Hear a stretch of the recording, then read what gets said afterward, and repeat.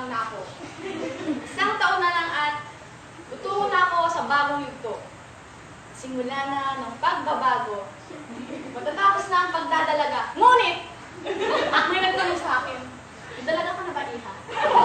Kung iisipin, medyo nakaka-insulto na paulit-ulit na sinasabi na wala kang suso. Dalawali ko, yung poste, walang makakapitan. Tanong ko lang, bakit kayo yung lagi ang tinitingnan? Kasalanan ko ba na hindi ako biniyaan ng dalawang pakwan na nagtatamaan sa tuwing katakbuhan? Kasalanan ko ba na sa tuwing yuyok ako, pusod ko agad yung makikita niyo? Kasalanan ko ba na wala elementary hanggang kolehiya, baby breast hanggang manlog ko? Ingit, pagkamuwi, iyak. Na tuwing bibili ako ng bra, lalapit na sila sasabihin, may kasya po ba? Takot, magsuot, ng masikip na damit dahil hindi ko makamit ang kurba ng katawan ng babae sa isip. 17 na ako, pero bababa ako sa jeep nang hindi nakahawak sa dibdib. Matutulog ako nakadapa, walang may ipit sa baba. Pwede mag-stop sa bra kasi ako mahulog bigla.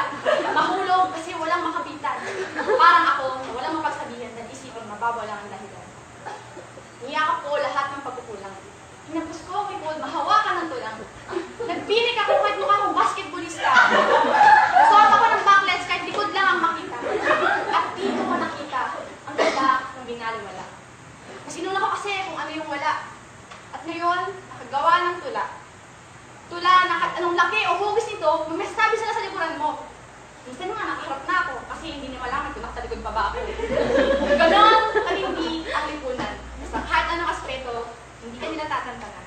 Basta ako, masaya na ako dahil matalik lang natanggap ang sarili ko. Show me what this boy do.